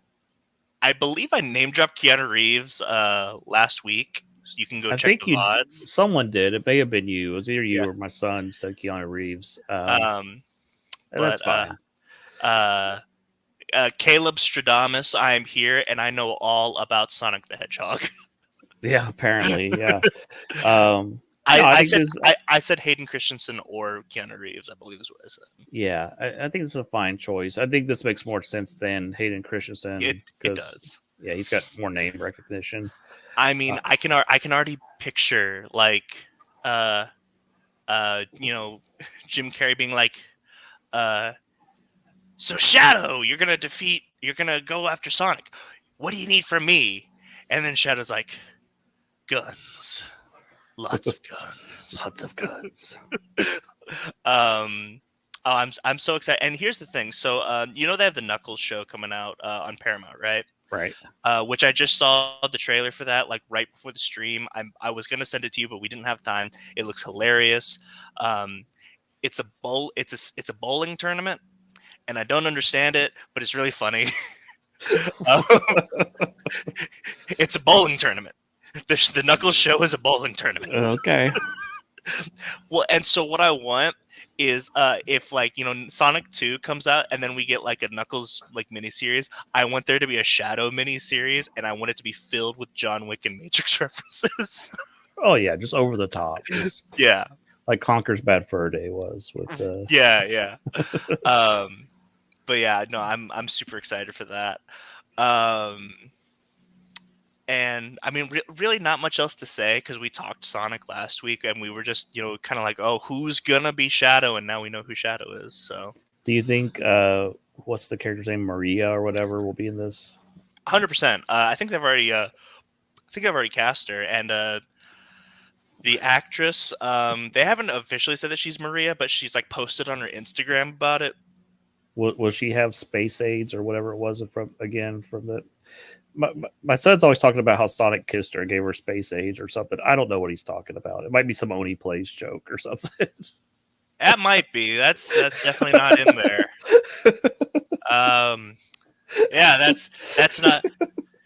I mean, Sonic kissed Princess Elise, but it wasn't space aids. Like he kissed her and he turned Oh, into maybe that's who I'm thinking of. Is the one from that game? Yeah. yeah from Sonic 06, but I don't know why that would involve space aids because like essentially Sonic died. They got this. They got the Chaos Emeralds. Princess Elise kissed him. The Chaos Emeralds started glowing, and he turns into Super Sonic. So I guess I think it's I got. Maria. Then I'm thinking of that. Somebody she had Yeah. space aids. I mean, broad strokes, Supersonic could be space aids. Um, The whole thing's an allegory for the HIV crisis of the '80s.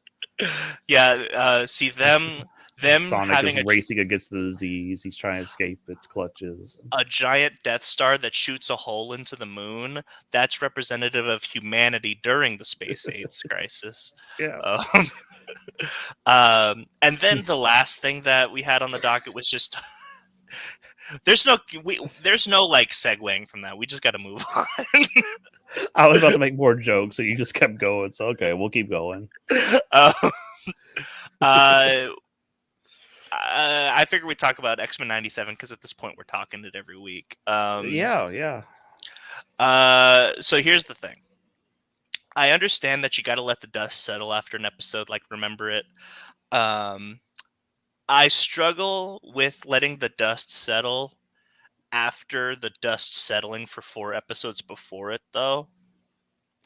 Because at this point, like you have like some pretty good episodes and then a horrible episode that I hate, and then remember it, and then we're back to letting the dust settle. Like it's just like I think that they should have gotten rid of either the Mojo episode should have been its own separate episode or just not exist. One of the two. not exist, and then life death should And have been like one of Life Death should have been the episode before Remember It. yeah. And then Xavier, What's Up with Xavier in Space should have been, this episode. And then you could have had the little clip at the end of Storm finding out about Genosha. And Yeah. that should have been the episode. Or would have been no, never mind. I would have been like would have been really dope is if you had like Storm finding out that something happened on Genosha and then remember it. But it's better if you know nothing's. It's better if you know nothing going into the Genosha stuff. Yeah, I enjoyed this episode. I like the cosmic stuff. I like Shi'ar to a point. I don't like tons of Shi'ar, but I thought this was fun. Yeah. Deathbird is a lot of fun. You know what I'm starting to discover is I actually don't like it when the X-Men go cosmic. I like it in small doses. I don't like it like when they're there for several months. It's weird. I'm starting like even looking back, I'm like I don't like it whenever we spend too much time in space with the Phoenix. Like I need the Phoenix to be like the Phoenix itself can be a cosmic being, but I need that to take place on Earth. Because I don't need it to be some sort of prophecy or anything. I need it to be about Jean. So yeah, I guess that's really what it comes down to. Is I'm not down with with the space X-Men, I guess. It like I said, it has its moments. The Brood Saga is a lot of fun. Um, do you know who's voicing Xavier on this series? No. So Ross Marquand, who played Red Skull in the Oh yeah, movie and yeah, Walking Dead and all that. yeah. He played Aaron in Walking Dead. Yeah, yeah, I remember Yeah, that. yeah, he does pretty Xavier. Yeah, yeah, definitely. I mean, like, I mean, at this point, is he just a really good impressionist or something? I think so. He played Han Solo on the Phineas and Ferb Star Wars special. That's right, he did. Yeah. Yeah, so he's pretty good at doing impressions. Yeah, I'm glad that he's involved. That's fun. I really like the Skeleton Gambit. I thought that scene was great. Yes. And it may be foreshadowing him becoming a horseman. Yeah. So I thought that was cool.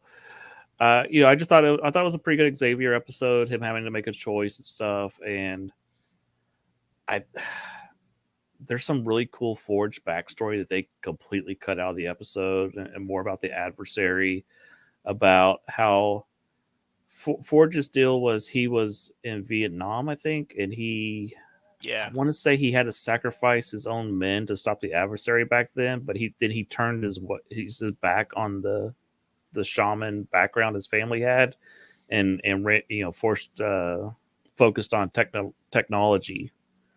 So for him to go back to using shaman spells to stop the adversary is a big deal, and I felt like the episode just completely missed all that. It N- wasn't explored at all. And also, he's just using a magic book. He's like, "Oh, this is my mom's spells." And it's like, oh, wait. Now that we've had Xavier actually show up, Mm-hmm. um, does that change who at this point, do you change who is behind all of this? No, because the final scene was Bolivar Trask running and saying, "I gave you the DNA or whatever," da da da, and Sinister laughing. He's creating Bastion. Obviously, Okay. he's taking Trask's DNA and he's going to merge it with Master Mold and Nimrod and whatever. He's going to create Bastion. So I so if he creates Bastion, then who sent, because that implies that Bastion's not created yet, right? I'm assuming, or Bastion, some guy's going to get the DNA injected into him and become a Sentinel. Like maybe he's not a Sentinel yet. Um, Something like Do that. you, I do think Cassandra Nova's waiting in the wings. I think she's the one doing psychic attacks on everybody. okay, because that was my question, is like, because really the fact that the fact that we actually got Xavier in this episode, Mm-hmm. almost I almost wish that we didn't get Xavier in this episode. Um, Actually, no, I don't almost. I wish we didn't get Xavier in this episode, Mm-hmm. um, because I need to live in a world where Xavier's dead for this Mm. to really work for me, if that makes sense. But the Um, Grant Morrison story was him reopening the school and everybody who survived Genosha coming to the school. That seems to be where we're heading. right, I need, if it is Cassandra Nova, I need her to show up before Professor X does. Okay. That I guess Um, that's more what I'm thinking of. I did have a crazy idea who the person was attacking everybody. By the way, if it's just Sinister, that's boring. Um, Yeah, I was thinking that, but also was started thinking, oh, he's in the opening credits every week, laughing at Morph. It really could just be Sinister at the end of the day. Um, that'd be so boring. yeah, I agree. Uh, I was thinking maybe Quentin Quire could be behind the psychic attacks on everybody. Like not malicious, just messing with people. Yeah, like saying I'm the best psychic. Look, I took out Yeah, G Gray. Look. yeah, I could see that. Like having the psychic attacks not be related whatsoever. Yeah, just a I could coincidence that they happened right before the Genosha attack. I could definitely see that. Um, do you think Quentin gets introduced next season? Probably, most likely. Well, we'll see. If Emma joins the team, then yeah, I think that we'll start seeing students moving into the school. Um, So I think there are 2 or 3 major characters introduced in New X-Men. Um, so there's Quentin. Mm-hmm. Um, You got Beak. there's Zorn. Yeah. That was his first appearance, right? Yeah. Phantom X. Do you think these are characters that we get next season? Probably. Oh, it just depends. They could go two routes here. They could go right into Grant Morrison's New X-Men, or they could be setting up the New Mutants and have Emma have a rival school of Hellions. They could also do that. But I also feel like they've already Yeah. alluded to that magic already exists, so that's a very New Mutant story. I can't figure out why Sunspot's here. Why is Sunspot on the show? What is his Yeah. purpose? And but it also seems like we've been introduced to some of the students already on the Genosha episode. We had Glob Herman and Pixie and I don't know, Squid Boy died.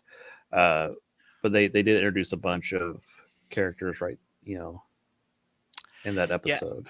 Yeah. I mean, at this point, and at this point, anywhere but New X-Men is kind of been there, done that. Like, if it is just like Emma opening a rival school of Hellions, been there, done that. Show me something new. I mean, like that just It's that takes us back to my original issue with the show, which is show me something new.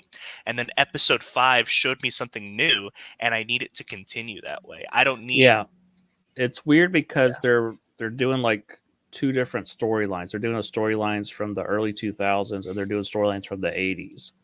Like they're doing Inferno, Life Death. These are all 80s stories, but then they're also mixing in, oh, and here's a little bit of Grant Morrison's X-Men. So I don't know, and here's a little bit of Operation Zero Tolerance from the 90s. Well, and the thing is combining Executioner, Zero Tolerance, and E is for Extinction. I I definitely get all that. Like that all melds together really well. Yeah, yeah. By the way, I thought of you remember how last week I was like, if they do House of M, who because they wouldn't do Wanda, who could it be? I have another idea of who it could be. Imagine Rogue takes Madeline or Jean's powers and does it herself. Because think about her last line in Remember It, Yeah, I can't which is feel it. Yeah, I she would can do anything to bring Gambit yeah, back. Yeah, right. Well, and if you remember in like WandaVision, Wanda said to the dead Vision corpse, "I can't feel you." oh yeah, yeah, Yeah, yeah, yeah, yeah, yeah. Yeah, there's a parallel there. there's a parallel there. So I'm like, maybe Rogue does it. Interesting. If we want to do House of M. So Yeah, I definitely think like it's so weird because they're setting up this perfect line to do Executioner. They're doing Executioner. Uh, E is for Extinction, Zero Tolerance, and House of M. They have this perfect, but then they're throwing in a lot of this weird stuff that just doesn't quite fit. the other thing is there's two stories in X-Men where Xavier, actually there's more than this, but there's a story in the 80s where Xavier got attacked by protesters, got hit in the head with the brick, and that's why he had to go to Shi'ar space. So they've done that. But there's also a story of Executioner song where Xavier gets shot in the head, and then they think the assassin is Cable or Strife. We could be building to that also. Like Xavier goes back and gets shot right away. We got Cable running around. I mean, this could easily turn into Executioner song at some point. Yeah, it's just weird. Like it's cool not knowing where they're going with it, but at the same time, I just wish I knew they were going somewhere good. Well, I mean, we have a bit major clue. The final three episodes is Operation Zero Tolerance and E for Extinction mixed Yeah, together. yeah, So I can't see them adding Executioner song on top of that, but I'm just throwing it out there because Cable's yeah, involved. yeah. Um, So, um, what oh, was interesting was I was watching someone watch the first episode of X-Men animated series, and it's Like all the players. Night of the Yeah, Sentinels. yeah, and it's Bolivar Trask, it's Gyrick, it's Masterbolt, it's all the stuff they're dealing with right now in X Men '97. Yeah. It's all the same players, so that I think that was interesting, and they're just calling back to the first episode. So You know what's one thing that I just noticed because I'm just looking up, new X-Men just to kind of refresh my memory. mhm. Um, New Mutants Volume 2 was coming out concurrent with New X-Men. Yes, I think all that runs together in my head. But that New Mutants, that was that Emma's team, or is this? Uh, Danny Moonstar is convinced to return back to Xavier School. Um, hmm. Because that might be her teaching new students that are not the New Mutants. Because they kept reusing names back then. I don't believe Emma is involved. I think this is just them at Xavier School.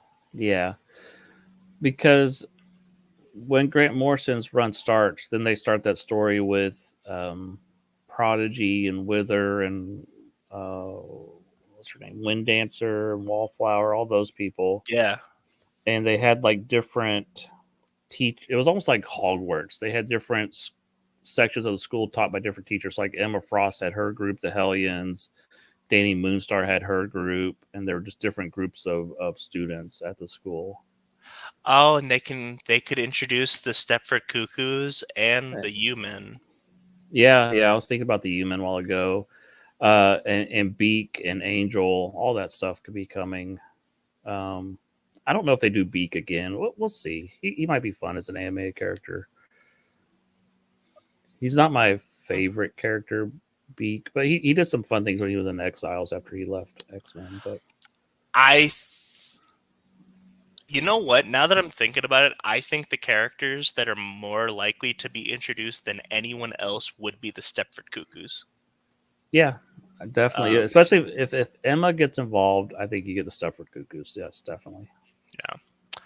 Uh, it's cool. You know what this does remind me of? Like whenever I don't know if you remember, we talked a lot about House of X as it was happening because I'm like, can anyone explain this to me? And then I think that's whenever we're like, we should start a podcast, and then it's like 5 years later we start a Yeah, podcast. yeah. This is very reminiscent to whenever we would talk about House of X. Yeah. If we get Marvel access again to the subscription service, we should go through some of these major X Men stories. I think we read through Grant Morrison's X Men would be fun. Yeah, Maybe definitely. after X Men '97 ends, and then kind of do a comparison between the two. Yeah, definitely. We could probably. Let me get the because I've got it right here. I have a confession, Caleb. I haven't even looked at the Google Doc yet. I know you made it and sent it to me. I have not even had a chance to look No, at it. you're good. You're good. That's what it's there for. Like anytime we need to reference something. Yeah. Um, but yeah, looking at this, like, uh, where does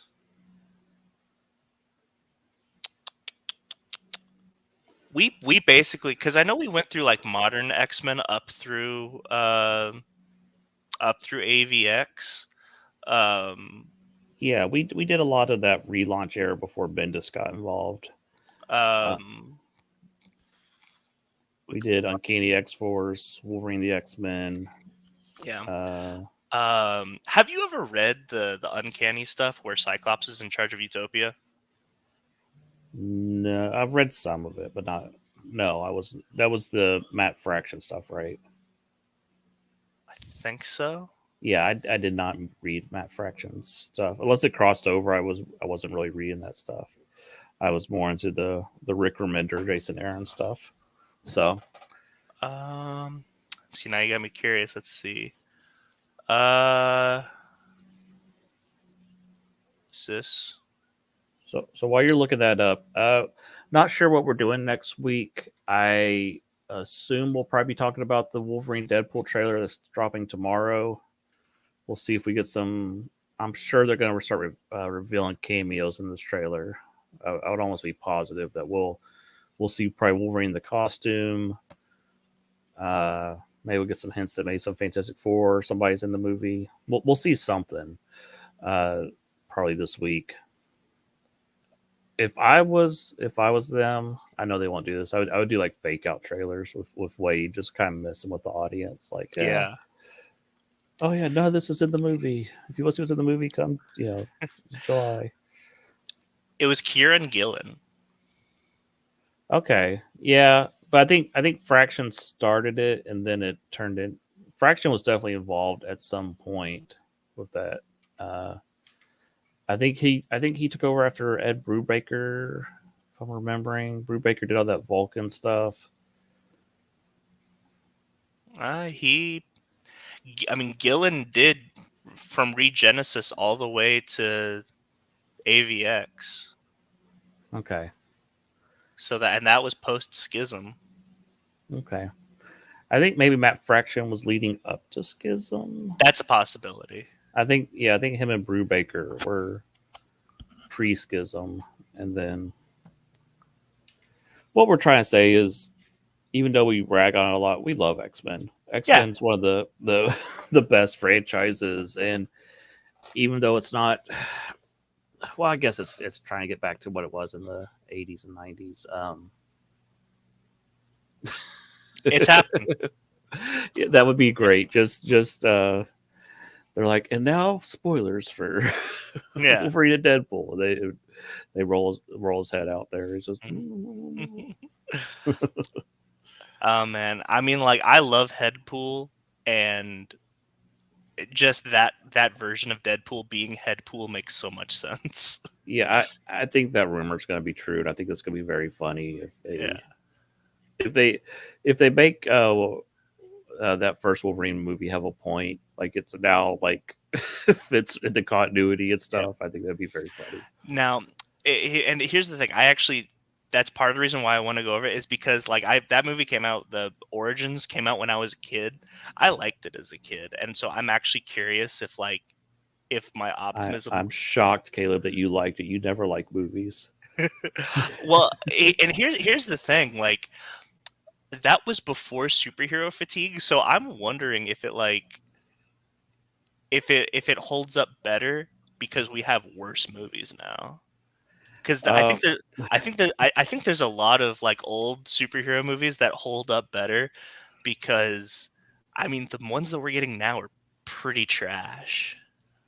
Man, I was watching someone react to Ghostbusters 2 the other day, and I'm like, I rag on Ghostbusters 2, but this is actually a really good, well made movie and so much better than most of the crap we get right now. Yeah, yeah. you know, we didn't say, oh, that sequel was terrible. You go back and watch it, go, this is way better than half the stuff coming out now. No, no. I mean, like legit, and I firmly believe this. The Marvel craze that we had in the mid 2000s, I think it's better than the Marvel stuff that we're getting now. Like Quantumania and Eternals Yeah. pale in comparison to Nick Cage's Ghost Rider. You know? Yeah, yeah, yeah. Yeah, so I think I think the Wolverine movies, and I haven't seen Logan, so I can't speak to Logan, but they have the curse where the first 5 minutes are better than the whole rest of the movie. And I think that's what you'll find if you go back and watch that first Wolverine movie, where it shows him and Sabretooth fighting through all the different ages. That's Yeah. probably the best part of the film. Oh, don't worry, don't worry. We'll find out because I'm gonna force you to go through the Oh trilogy. God. Yeah, we'll find out. Okay. I've only seen the first 5 minutes of the second one. And I thought that was pretty cool. I don't need to watch the rest of this. I turned it off. How do you feel about Silver Samurai? He's I could take him or leave him. I don't need, he's a character I don't care about. Okay, Like all the Rico stuff with Logan and Rico, I'm like, okay. It's not my favorite part of the Wolverine character. okay. So I think you may not like you may not like Origins, but I think you'll at least appreciate the Wolverine. yeah, and I've been meaning to watch Logan. I just haven't gotten around to it. I mean So that's up there with The Dark Knight as greatest superhero movies we've ever gotten. So yeah, that's what I hear. Also, I think the third Planet of the Apes movie of the newer ones is finally on HBO Max or something. So I'm gonna finally sit down and watch that one because I really like the first two. I've only seen the first one, so I still need to watch those two. Yeah, I love the one with James Franco. I've Yeah. seen the one with Is Gary Felicity or what, Carrie Russell. I've seen that one. I don't remember what happened in it. Isn't Gary Oldman in it too, or is that the third one? I don't know. I'm getting them mixed up. I know Woody Harrelson's in one of them. I think that might be the one I haven't seen.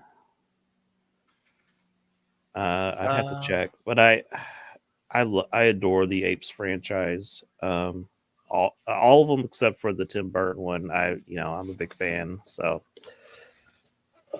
even the crazy ones from the 60s and 70s. So all right, Jason Caleb. Park was in it. Yeah, I think we need to bring this show in for a landing. We've been Yeah. circling the airport for a while, so it's time. Yeah, I'm Time to, hungry. it's time to bring this bird down. So if you like this show, please hit the like button. Please share and subscribe. I'm learning that there's a lot of cool stuff we could do on YouTube, but it's all locked behind having like 100 subscribers or 1,000 subscribers or this or that.